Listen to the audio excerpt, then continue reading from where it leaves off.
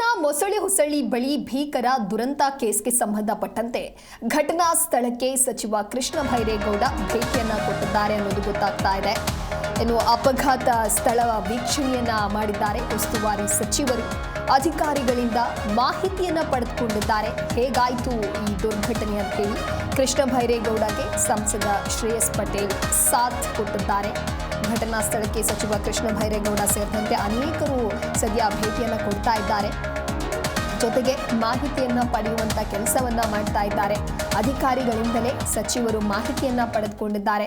ನೀವು ಕೂಡ ದೃಶ್ಯಾವಳಿಯಲ್ಲಿ ಗಮನಿಸ್ತಾ ಇರಬಹುದು. ಕೃಷ್ಣ ಭೈರೇಗೌಡಗೆ ಸಂಸದ ಶ್ರೇಯಸ್ ಪಟೇಲ್ ಕೂಡ ಸಾಥ್ ಕೊಟ್ಟಿದ್ದಾರೆ. ಹಾಸನ ಮೊಸಳೆ ಹೊಸಳ್ಳಿ ಬಳಿ ಭೀಕರ ದುರಂತ ಕೇಸ್ಗೆ ಸಂಬಂಧಪಟ್ಟಂತೆ ಸಚಿವ ಕೃಷ್ಣ ಭೈರೇಗೌಡ ಘಟನಾ ಸ್ಥಳಕ್ಕೆ ಭೇಟಿ ಕೊಟ್ಟಿರುವಂತೆ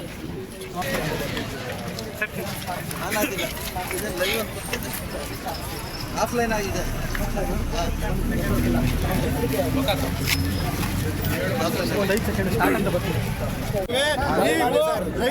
ಉಳಿಸ್ಬೇಕು ಅಂದ್ರೆ 50 ಲಕ್ಷ ವೈಜ್ಞಾನಿಕವಾಗಿ ರಸ್ತೆ ಕಾಮಗಾರಿ ನಡೆದಿದೆ. ಒಂದು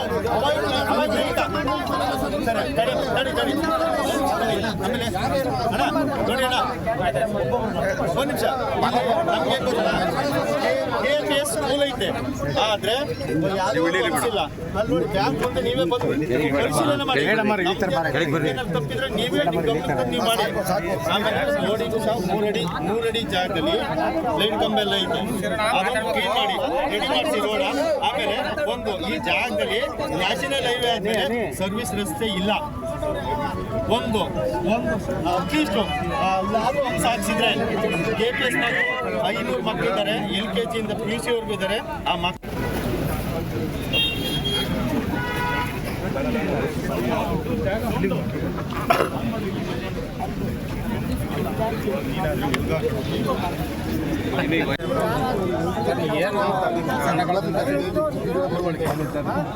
ಏನು ಹೈಲೈಟ್ ಮಾಡಿದ್ದಾರೆ, FIR ಒಂದು ಹೈಲೈಟ್ ಆಗಬೇಕು.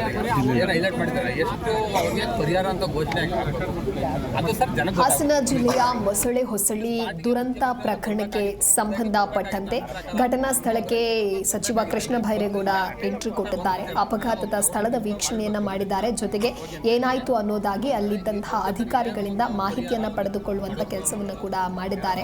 ಇನ್ನು ಕೃಷ್ಣ ಭೈರೇಗೌಡಗೆ ಸಂಸದ ಶ್ರೇಯಸ್ ಪಟೇಲ್ ಸಾಥ್ ಕೂಡ ಕೊಟ್ಟಿದ್ದಾರೆ. ಹಾಸನ ತಾಲೂಕಿನ ಮೊಸಳೆ ಹೊಸಳ್ಳಿ ಬಳಿ ಭೀಕರ ಅಪಘಾತ ಪ್ರಕರಣಕ್ಕೆ ಸಂಬಂಧಪಟ್ಟಂತೆ ವಿದ್ಯಾರ್ಥಿಗಳು ಸೇರಿ 9 ಜನರು ಸಾವನ್ನಪ್ಪಿದ್ದಾರೆ. ಇನ್ನು ಭೀಕರ ದುರಂತದಲ್ಲಿ ಮೃತಪಟ್ಟವರೆಲ್ಲರೂ ಕೂಡ ಹೆಚ್ಚಿನವರದ್ದಾಗಿ ಯುವಕರೇ ಆಗಿದ್ದಾರೆ. ಮನೆಗೆ ಆಧಾರವಾಗಬೇಕಾಗಿದ್ದವರು ಸಾವಿನ ಕದ ತಟ್ಟಿದ್ದಾರೆ. ಒಬ್ಬೊಬ್ಬರದ್ದು ಕೂಡ ಒಂದೊಂದು ಕಣ್ಣೀರ ಕಥೆಯಾಗಿದೆ. ಇನ್ನೊಂದು ಕಡೆ ಮಕ್ಕಳನ್ನು ಕಳೆದುಕೊಂಡಂತಹ ಪೋಷಕರ ದುಃಖವೂ ಹೆಚ್ಚಾಗಿದೆ. ಈ ಕುರಿತಂತೆ ಮತ್ತಷ್ಟು ಮಾಹಿತಿಯನ್ನು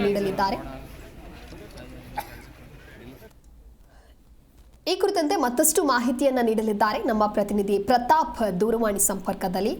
ಪ್ರತಾಪ್, ಇನ್ನು ಹಾಸನ ಮೊಸಳೆ ಹೊಸಳ್ಳಿ ಬಳಿ ಭೀಕರ ದುರಂತ ಕೇಸ್ಗೆ ಸಂಬಂಧಪಟ್ಟಂತೆ 9 ಮಂದಿ ಸಾವನ್ನಪ್ಪಿದ್ರೆ ಇನ್ನು 17ಕ್ಕೂ ಹೆಚ್ಚು ಜನ ಸದ್ಯ ಆಸ್ಪತ್ರೆಯಲ್ಲಿ ಚಿಕಿತ್ಸೆಯನ್ನು ಪಡೆದುಕೊಳ್ತಾ ಇದ್ದಾರೆ. ಗಾಯಾಳುಗಳ ಸ್ಥಿತಿ ಹೇಗಿದೆ? ಜೊತೆಗೆ ಸಚಿವ ಕೃಷ್ಣ ಭೈರೇಗೌಡರು ಕೂಡ ಘಟನಾ ಸ್ಥಳಕ್ಕೆ ಭೇಟಿಯನ್ನ ಕೊಟ್ಟಿದ್ದಾರೆ. ಯಾವ ರೀತಿಯಾಗಿ ಮಾಹಿತಿಯನ್ನ ಪಡೆದುಕೊಂಡಿದ್ದಾರೆ? ಹಾಗೆ ಗಾಯಾಳುಗಳ ಕುಟುಂಬಸ್ಥರನ್ನ ಇವರೇನಾದರೂ ಮಾತನಾಡಿಸುವಂತಹ ಕೆಲಸವನ್ನ ಮಾಡಿದ್ದಾರಾ? ಈ ಕುರಿತಂತೆ ಏನಿದೆ ಡೀಟೇಲ್ಸ್?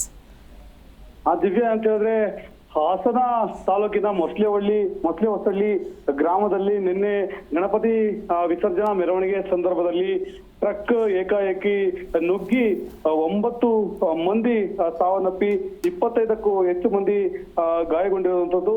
ಈಗಾಗಲೇ ಸಾವನ್ನಪ್ಪಿದಂತಹ 9 ಮಂದಿಯ ಮರಣೋತ್ತರ ಪರೀಕ್ಷೆ ನಡೆಸಿ ಅವರವರ ಸಂಬಂಧಿಕರಿಗೆ ರವಾನಿಸಲಾಗಿದೆ.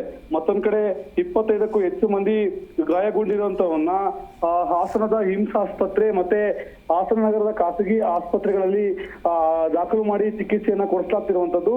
ಏನು ಮೂವರಿಗೆ ಗಂಭೀರ ಸ್ವರೂಪದ ಗಾಯಗಳಾಗಿದ್ದು ಅವರನ್ನ ICUನಲ್ಲಿ ಇಟ್ಟು ಚಿಕಿತ್ಸೆಯನ್ನ ಕೊಡಿಸಲಾಗ್ತಿದೆ.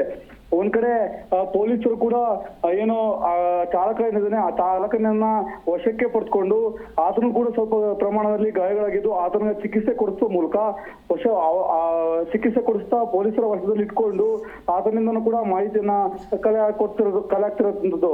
ಜೊತೆಗೆ ಸ್ಥಳ ಮಾಜರನ್ನ ಮಾಡಿ ಪೊಲೀಸ್ ಇಲಾಖೆ ಅಧಿಕಾರಿಗಳು ಹಿರಿಯ ಅಧಿಕಾರಿಗಳೆಲ್ಲರೂ ಕೂಡ ಸ್ಥಳಕ್ಕೆ ಭೇಟಿ ನೀಡಿ ಸ್ಥಳದಲ್ಲಿ ಹೇಗೆ ಅಪಘಾತ ಸಂಭವಿಸಿತು ಎಂಬುದರ ಬಗ್ಗೆ ತನಿಖೆಯನ್ನು ಕೂಡ ಕೈಗೊಂಡಿರುವಂತದ್ದು.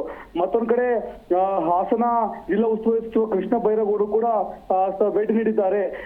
ಏನ್ ಹಾಸನ ಜಿಲ್ಲೆಗೆ ಸ್ಥಳಕ್ಕೆ ಭೇಟಿ ನೀಡುವ ಮುನ್ನ ಏನೋ ಒಂದ್ ಕಡೆ ಸರ್ಕಾರಿ ಶಾಲೆಯಲ್ಲಿ ಒಂದ್ ಕಡೆ ಅಧಿಕಾರಿಗಳ ಜಿಲ್ಲಾಧಿಕಾರಿ, ಜಿಲ್ಲಾ ಪೊಲೀಸ್ ವರಿಷ್ಠಾಧಿಕಾರಿ ಸೇರಿದಂತೆ ಹಿರಿಯ ಅಧಿಕಾರಿಗಳೊಂದಿಗೆ ಸಭೆ ನಡೆಸಿ ಅಧಿಕಾರಿಗಳಿಂದ ಮಾಹಿತಿ ಪಡೆದುಕೊಂಡು ನಂತರ ಮೊಸಳೆಹೊಸಳ್ಳಿ ಘಟನಾ ಸ್ಥಳಕ್ಕೆ ಭೇಟಿ ನೀಡಿದ್ರು. ಇಲ್ಲಿಯೂ ಕೂಡ ಸ್ಥಳೀಯರಿಂದ ಮತ್ತೆ ಅಧಿಕಾರಿಗಳಿಂದ ಮತ್ತೆ ಘಟನಾ ಸ್ಥಳವನ್ನ ವೀಕ್ಷಣೆ ಮಾಡಿದ ಬಳಿಕ ಏನು ಅಪಘಾತದಲ್ಲಿ ಸಾವನ್ನಪ್ಪಿದ್ರೆ ಅವರ ಮನೆಗಳಿಗೂ ಕೂಡ ಅವರ ಮನೆಗಳಿಗೂ ಭೇಟಿ ನೀಡಿ ಕುಟುಂಬಸ್ಥರಿಗೆ ಸಾಂತ್ವನ ಹೇಳುವಂತ ಕೆಲಸವನ್ನ ಮಾಡಿದ್ರು. ಜೊತೆಗೆ ಏನು ಸಿಎಂ ಸಿದ್ದರಾಮಯ್ಯ ನಿನ್ನೆ ಘೋಷಣೆ ಮಾಡಿದ್ರು ಕುಟುಂಬಸ್ಥರಿಗೆ 5 ಲಕ್ಷ ಪರಿಹಾರವನ್ನ, ಆ 5 ಲಕ್ಷ ಪರಿಹಾರವನ್ನು ಕೊಡುವ ಕೆಲಸವನ್ನು ಕೂಡ ಕೃಷ್ಣ ಬೈರೇಗೌಡರು ಒಂದ್ ಕಡೆ ಮಾಡ್ತಿದ್ದಾರೆ. ಮತ್ತೊಂದ್ ಕಡೆ ಮಾಜಿ ಪ್ರಧಾನಿ HD ದೇವೇಗೌಡರು ಇವತ್ತು 2 ಗಂಟೆಗೆ ಏನು ಆಸ್ಪತ್ರೆಗಳಲ್ಲಿ ಚಿಕಿತ್ಸೆಯನ್ನ ಪಡ್ಕೊಳ್ತಿರುವಂತಹ ಗಾಯಾಳುಗಳನ್ನ ಕೂಡ ಭೇಟಿ ಮಾಡಿ ಆರೋಗ್ಯವನ್ನ ವಿಚಾರಿಸುವಂತ ಕೆಲಸವನ್ನ HD ದೇವೇಗೌಡರು ಕೂಡ ಮಾಡ್ತಿದ್ದಾರೆ. ಒಟ್ಟಿನಲ್ಲಿ ಒಂದ್ ಕಡೆ ತನಿಖೆಯನ್ನ ನಡೀತದೆ, ಮತ್ತೊಂದ್ ಕಡೆ ಗಾಯಾಳುಗಳಿಗೆ ಚಿಕಿತ್ಸೆಯನ್ನು ಕೂಡ ಕೊಡ್ಲಾಗ್ತಿದೆ. ಈಗ ಓಕೆ, ಥ್ಯಾಂಕ್ ಯು ಪ್ರತಾಪ್ ನಿಮ್ಮೆಲ್ಲ ಮಾಹಿತಿಗಾಗಿ. ಘಟನೆ ಆದಾಗ ನಾನು ಎಕ್ಸ್ಪರ್ಟ್ ಅಲ್ಲ, ನಿಮ್ಮ ಹಾಗೆ ನಾನು ಕೂಡ ವಿಡಿಯೋ ನೋಡಿದ್ದೇನೆ, ಆಮೇಲೆ ಸ್ವಲ್ಪ ಪೊಲೀಸರ ಹತ್ರನೂ ಕೂಡ ಮಾತಾಡಿದ್ದೇನೆ. ಅವರು ಹೇಳುವಂಥದ್ದು ಮೊದಲಿಗೆ ಬೈಕ್ಗೆ ತಾಗಿರುವಂಥದ್ದು, ಹೊಡೆದಿರುವಂಥದ್ದು ನೀವು ಎಲ್ಲರೂ ಕೂಡ ನೋಡಿದ್ದೀರ. ಅದಾದಾಗ ಅದಕ್ಕೆ ಮೊದಲು ಸ್ವಲ್ಪ ಬ್ರೇಕ್ ಹಾಕಿದ್ದಾರೆ. ಆ ಬೈಕ್ ಘಟನೆ ಆದಮೇಲೆ ಮತ್ತೆ ಗಾಡಿ ವೇಗ ಪಡ್ಕೊಂಡು ಮೀಡಿಯನ್ ಕ್ರಾಸ್ ಆಗಿ ಇನ್ನೊಂದು ಕಡೆಗೆ ಜಂಪ್ ಆಗಿದೆ. ಸೊ ಹಾಗಾಗಿ ಸ್ವಾಭಾವಿಕವಾಗಿ ಒಂದು ಅನುಮಾನ ಉದ್ಭವ ಆಗುತ್ತೆ. ಬೈಕು ತಾಗೋದಕ್ಕೆ ಮೊದಲು ಸ್ವಲ್ಪ ಬ್ರೇಕ್ ಹಾಕಿದ್ದ ಗುರುತು ರಸ್ತೆ ಮೇಲೆ ಇದೆ. ಸೊ ಬ್ರೇಕ್ ಹಾಕಿದಂಥವ್ರು ಆನಂತರ ಎಲ್ಲೋ ಒಂದು ಕಡೆ ಯಾವ ಕಾರಣಕ್ಕೆ ಗೊತ್ತಿಲ್ಲ ಆಕ್ಸಿಲರೇಟರ್ನ ಒತ್ತಿದಂಗೆ ಕಾಣ್ತಾರೆ. ಆಕ್ಸಿಲರೇಟರ್ ಒತ್ತಿದ್ರಿಂದಾನೇ ಗಾಡಿ ಮೀಡಿಯನ್ನನ್ನು ಕೂಡ ಜಂಪ್ ಆಗಿ ಬಂದೋಬಸ್ತಾಗಿದ್ದಂಥ ಮೀಡಿಯನನ್ನು ಜಂಪ್ ಮಾಡಿ ಇನ್ನೊಂದು ಕಡೆಗೆ ಹೋಗಿ ಇಷ್ಟು ಸಾವು ನೋವಿಗೆ ಕಾರಣ ಆಗಿದೆ. ಸಾರ್ವಜನಿಕರು ಇವರು ಯಾವ ಸ್ಥಿತಿಯಲ್ಲಿದ್ದರು ಡ್ರೈವರು ಅಂತ ಪ್ರಶ್ನೆ ಸ್ವಾಭಾವಿಕವಾಗಿ ಉದ್ಭವ ಆಗುತ್ತೆ ಇಂಥ ಸಂದರ್ಭದಲ್ಲಿ. ನಾನು ಈಗಾಗಲೇ ಅವ್ರದ್ದು ಬ್ಲಡ್ಡು ಸ್ಯಾಂಪಲನ್ನು ರಾತ್ರಿನೇ ನಾವು ತೆಗೆದಿದ್ದೇವೆ. ಈಗಲ್ಲ, ರಾತ್ರಿನೇ ಬ್ಲಡ್ ಸ್ಯಾಂಪಲ್ಲು ಡ್ರಾ ಆಗಿದೆ. ಹಾಸನ್ ಇನ್ಸ್ಟಿಟ್ಯೂಟ್ ಆಫ್ ಮೆಡಿಕಲ್ ಸೈನ್ಸಲ್ಲಿ ಗೌರ್ಮೆಂಟ್ ಸುಪರ್ದಿಯಲ್ಲೇ ಅವ್ರದ್ದು ಬ್ಲಡ್ ಸ್ಯಾಂಪಲ್ ಡ್ರಾ ಆಗಿದೆ. ಆ ಬ್ಲಡ್ ಸ್ಯಾಂಪಲನ್ನು ನಾವು FSL ವಿಧಿವಿಜ್ಞಾನ ಪ್ರಯೋಗಾಲಯಕ್ಕೆ ಕಳಿಸ್ಕೊಡ್ತಾ ಇದ್ದೀವಿ. ಈಗ ಅಲ್ಲಿ ಅವರು ಕೂಡ ಟೆಸ್ಟ್ ಮಾಡಿ ರಿಸಲ್ಟ್ಸನ್ನು ಕೂಡಲೇ ಕೊಡಬೇಕು ಅಂತ ಅವ್ರ ಹತ್ರನೂ ಕೂಡ ಮಾತಾಡಿದ್ದೀವಿ. ಅವರು ಏನಾದರೂ ಬೇರೆ ಒಂದು ಇನ್ಫ್ಲುಯೆನ್ಸಲ್ಲಿ ಇದ್ರಾ ಅನ್ನುವಂಥದ್ದನ್ನು ಕೂಡ ಇಲ್ಲಿ ಹಾಸನ್ ಇನ್ಸ್ಟಿಟ್ಯೂಟ್ ಆಫ್ ಮೆಡಿಕಲ್ ಸೈನ್ಸಲ್ಲಿ ಅದು ಈ ನಾರ್ಕೋಟಿಕ್ ಸಬ್ಸ್ಟೆನ್ಸಸ್ ಅಂದರೆ ಡ್ರಗ್ಸು ಅದಕ್ಕೆ ಟೆಸ್ಟ್ ಮಾಡುವಂಥದ್ದಕ್ಕೆ ಕಿಟ್ ಇದೆ. ಅದನ್ನು ಟೆಸ್ಟ್ ಮಾಡಿದಾಗ ಡ್ರಗ್ಸ್ ಸ್ವರೂಪದ್ದು ಯಾವುದೂ ಕೂಡ ಅವರ ರಕ್ತದಲ್ಲಿ ಕಂಡು ಬಂದಿಲ್ಲ. ಇನ್ನು ಏನಾದರೂ ಪಾನಮತ್ತರಾಗಿದ್ರಾ ಅನ್ನುವಂಥ ಪ್ರಶ್ನೆನೂ ಕೂಡ ಚರ್ಚೆ ನಡೀತಾ ಇದೆ. ಅದಕ್ಕೆ ನಾವು ವಿಧಿವಿಜ್ಞಾನ ಪ್ರಯೋಗಾಲಯಕ್ಕೆ ಅವರ ರಕ್ತದ ಸ್ಯಾಂಪಲನ್ನು ಕಳಿಸ್ಕೊಟ್ಟಿದ್ದೇವೆ. ಅಲ್ಲಿಗೆ ಪರೀಕ್ಷೆ ಫಲಿತಾಂಶ ತಕ್ಷಣ ನಮಗೆ ಕಳಿಸ್ಕೊಡ್ಬೇಕು ಅಂತ ಕೂಡ ನಾನು ಅವ್ರಿಗೆ ಮನವಿ ಮಾಡಿದ್ದೇನೆ. ಸೊ ಬಂದಾಗ ಗೊತ್ತಾಗುತ್ತೆ ಅವ್ರು ಏನಾದರೂ ಯಾವುದಾದ್ರೂ ಪಾನಮತ್ತರಾಗಿದ್ರಾ ಅನ್ನುವಂಥದ್ದು. ಅದರ ಆಧಾರದ ಮೇಲೆ ಅವ್ರ ಮೇಲೆ ಮುಂದಿನ ಕ್ರಮವನ್ನು ಕೂಡ ನಾವು ಜರುಗಿಸ್ತೇವೆ. ಸೊ ಇನ್ನು ಸ್ಥಳೀಯವಾಗಿ ಜನ ಭೇಟಿ ಮಾಡಿದಾಗ ನಾನಾ ಸಲಹೆಗಳನ್ನು, ಬೇಡಿಕೆಗಳನ್ನು, ಒತ್ತಾಯಗಳನ್ನು ಜನರು ಮಾಡಿದ್ದಾರೆ. ಅವೆಲ್ಲ ಹೋಗಿರೋ ಬಗ್ಗೆನೂ ಕೂಡ ಸರ್ಕಾರ ಸ್ವಲ್ಪ ಇಂಥ ಸಂದರ್ಭದಲ್ಲಿ ಸಹಾನುಭೂತಿಯಿಂದ ವರ್ತನೆ ಮಾಡಬೇಕಾಗಿರೋದು ನಮ್ಮ ಧರ್ಮ, ಕರ್ತವ್ಯ. ಅವರ ಸಲಹೆಗಳನ್ನು ಕೂಡ ನಾವು ಪರಿಶೀಲಿಸಿ ಪರಿಗಣನೆಗೆ ತೆಗೆದುಕೊಂಡು ನಾನು ಯಾವ್ಯಾವ ಇಲಾಖೆಯವರಿಗೆ ಅವ್ರು ಏನೇನು ಸಲಹೆ ಕೊಟ್ಟಿದ್ದಾರೆ ಅದನ್ನೆಲ್ಲವನ್ನು ಸ್ವಲ್ಪ ಫಾಲೋ ಅಪ್ ಮಾಡ್ತೇನೆ. ಘಟನೆ ಆದಾಗ ನಾನು ಎಕ್ಸ್ಪರ್ಟ್ ಅಲ್ಲ, ನಿಮ್ಮ ಹಾಗೆ ನಾನು ಕೂಡ ವಿಡಿಯೋ ನೋಡಿದ್ದೇನೆ, ಆಮೇಲೆ ಸ್ವಲ್ಪ